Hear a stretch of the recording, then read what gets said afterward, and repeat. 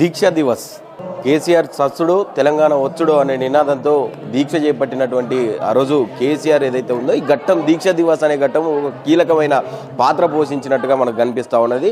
చరిత్ర చూసుకుంటే ఈ దీక్ష చేపట్టిన తర్వాతనే తెలంగాణ ఫార్మేషన్ అనేది అనౌన్స్మెంట్ అయింది, తెలంగాణ రాష్ట్ర సాధన వచ్చింది అని చెప్పి కూడా ఉద్యమకారులందరూ కూడా చెప్తా ఉన్నటువంటి పరిస్థితి. ఈ దీక్ష దివాస్కు సంబంధించి కేసీఆర్ గారు చేపట్టిన దీక్ష ఒక తెలంగాణ మలిదశోద్యమంలో ఒక కీలక మలుపు తెచ్చిందని చెప్పి కూడా చెప్తా ఉంటారు. దానికి సంబంధించి దీక్ష దివాస్ని ఏటేటా ఘనంగా నిర్వహిస్తూ ఉంటుంది బీఆర్ఎస్ పార్టీ. దానికి సంబంధించి ఈరోజు ప్రస్తుతం బీఆర్ఎస్ భవన్లో ఉన్నాం. దీనికి సంబంధించినది చూసుకోవచ్చు విజువల్స్ అన్నీ కూడా. గతంలో ఏదైతే దీక్ష దివాస్కు సంబంధించి అంటే ఆ రోజు ఉద్యమ కాలంలో ఎలా కొట్లాడినరు, తెలంగాణ కోసం ఎట్లాంటి పోరాటం చేసిర్రు, కేసీఆర్ ఆధ్వర్యంలో కావచ్చు, తెలంగాణలో ఉన్నటువంటి 4 కోట్ల మంది ప్రజలందరూ కూడా అందులో భాగస్వామ్యం అయ్యి ఏ రకంగా కొట్లాడిరు ఏందనేది కూడా చాలా క్లియర్గా అన్ని గ్యాలరీ వేసి ఇక్కడ తెలంగాణ భవన్లో ఒక ఏర్పాటు చేసినటువంటి పరిస్థితి అయితే మనకు కనిపిస్తూ ఉన్నది. దీనికి సంబంధించి కేసీఆర్ గారు చేసినటువంటి పోరాటం ఏదైతే ఉందో నిజంగానే 60 ఏళ్ళ కల సాకారం చేసింది గులాబీ జెండా అని చెప్పి గట్టిగా నమ్ముతూ ఉన్నటువంటి పరిస్థితి అయితే కనిపిస్తూ ఉన్నది.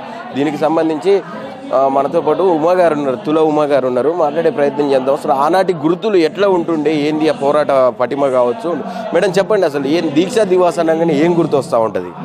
దీక్ష దివాస్ అనేది మళ్ళొక్కసారి తెలంగాణ ఉద్యమాన్ని తిరిగి గుర్తు చేస్తున్నటువంటి ఆనాడు పడ్డ బాధలు కష్టాలు, ఆనాడు ఆ ఉద్యమ కాలంలో సమైక్య పాలకులు మనల్ని పెట్టినటువంటి ఇబ్బందులు అన్నీ కూడా గుర్తుకొస్తున్నాయి. ఎన్ని గుర్తుకొచ్చినా అవన్నీ కూడా మర్చిపోయినాం. తెలంగాణ రాష్ట్రాన్ని తెచ్చుకున్నాము, తెలంగాణ తీపి గుర్తులు మన మనసులలో ఉన్నాయి. కానీ ఇవాళ ఈ దీక్ష దివాస్కి ఇవాళ ఒక ప్రత్యేకత ఉంది. దీక్ష దివాసు తోటి అంటే తెలంగాణ రావడానికి దీక్ష దివాస్కి ఒక దగ్గరి సంబంధం ఉంది.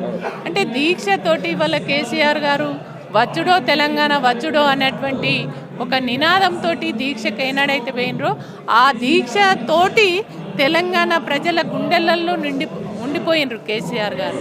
అరే తెలంగాణ కోసము, తెలంగాణ 4.5 కోట్ల ప్రజల కోసము కేసీఆర్ ప్రాణత్యాగానికి సిద్ధపడి తెలంగాణ సమైక్య పాలకులు ఒక కుట్రలు కుతంత్రాలు అన్నీ చేసినా కూడా ఇవాళ కేసీఆర్ ఇవాళ ధైర్యంగా ముందుకెళ్తుండు. కాబట్టి మనమందరం కూడా ఖచ్చితంగా పార్టీలు జెండాలు ఏజెండాలు సంఘాలు కావచ్చు వ్యక్తులు కావచ్చు అందరము ఏకం కావాలన్నటువంటి ఒక ఆలోచనతోటి తెలంగాణ ప్రజలందరూ కూడా సంవత్సరాలు కేసీఆర్ గారి సారథ్యంలో తెలంగాణ ఏదైతే కళలు కానీ తెలంగాణను సాధించుకున్నామో అదన్నీ సాకారం అయిందని చెప్పి గతంలో చెప్తా ఉన్నారు చాలామంది, మీరు కూడా చెప్పినటువంటి సందర్భాలు.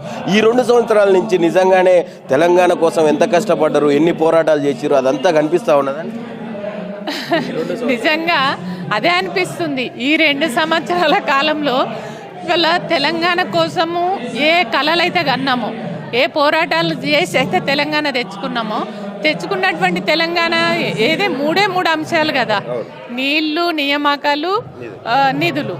వీటిని మనం పొందాలి, మన ప్రజలే పొందాలి, మన పిల్లలకు ఉద్యోగాలు రావాలి, మన నీళ్లు మనకే ఉండాలి అనేది. కానీ ఇవాళ అవన్నిటినీ కూడా ఇవాళ ఈ రాష్ట్ర ప్రభుత్వం ఇప్పుడు దొంగచాటున అధికారంకి వచ్చినటువంటి ప్రభుత్వము ఇవాళ ఈ రాష్ట్రాన్ని మళ్ళీ ఒక తల్లి లేని పిల్లలాగా చేస్తున్నటువంటి పరిస్థితి. అంటే రాష్ట్రాన్ని ఆగం చేస్తున్నటువంటి పరిస్థితి, గందరగోళం చేస్తున్నటువంటి పరిస్థితి మనం చూస్తూ ఉన్నాం. ఇవాళ అదే కదా తెలంగాణ ప్రజలు, అరే అప్పుడు కేసీఆర్ కొట్లాడి తెచ్చిండు, తెలంగాణ ప్రజల మనో అవసరాలకు తగినట్టు పరిపాలన, ఒకవైపు అభివృద్ధి, ఒకవైపు సంక్షేమ పథకాలు మనల్ని పట్టించుకున్నాడు. ఏ అవసరం ఉన్నా కూడా మనం అడగకుండానే అనేక పనులు చేసిండు. కానీ ఇవాళ ఇస్తానన్నటువంటి హామీలు ఒకటి కూడా చేస్తలేడు. ఈ రాష్ట్రం మళ్ళీ దొంగల పాలైపోయింది. ఈ రాష్ట్రం మళ్ళీ కేసీఆర్ని తెచ్చుకోవాలన్నటువంటి మాటలు ఇవాళ ప్రజలలో ఉన్నాయి, వినపడుతున్నాయి. కాబట్టి నాకు కూడా అదే అనిపిస్తుంది. అరే గంత కొట్లాడినాం, గన్ని పోరాటాలు చేసినాం, ఇంత త్యాగాలు చేసినాం, ఇంతమంది బలిదానాలు చేసుకొని తెలంగాణ రాష్ట్రం త్యాగాల పునాది పైన తెలంగాణ ఏర్పడితే ఈ రాష్ట్రాన్ని ఈ దొంగల చేతిలో పెడితిమి. ఈ దొంగలు మళ్ళొకసారి తెలంగాణ ప్రజల్ని వంచబట్టిరి, మోసం చేయబట్టిరి, మళ్ళీ మరోసారి మోసానికి గురి కాబడుతుంది అనేటువంటి ఒక బాధ ఉన్నప్పటికీ ఇవాళ తెలంగాణ ప్రజలు మళ్ళీ కళ్ళు తెరిచిరు. ఖచ్చితంగా మళ్ళీ కేసీఆర్ గారి నాయకత్వమే కావాలని కోరుకుంటున్నారు. Thank you. ఇది పరిస్థితి. వచ్చినటువంటి తెలంగాణని ఈరోజు కాంగ్రెస్ ప్రభుత్వం ఏర్పడ్డ తర్వాత ఏ రకంగా గోసపెడతా ఉన్నది, మళ్ళీ తెలంగాణ పాత రోజులు గుర్తు చేస్తూ ఉన్నది కాంగ్రెస్ పార్టీ అనేది కూడా తుల ఉమ గారు స్పష్టం చేస్తూ ఉన్నారు.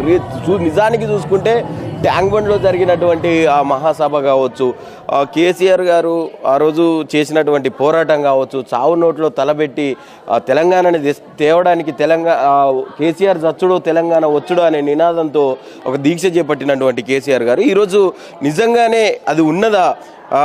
కేసీఆర్ గారు ఏదైతే కళలు కన్నారో ఆ కళలన్నీ సాకారం అయ్యేటట్టు కనిపిస్తూ ఉన్నాయా కాంగ్రెస్ పార్టీలు అనేది కీలకంగా ప్రధానంగా మారినటువంటి చర్చగా మారింది.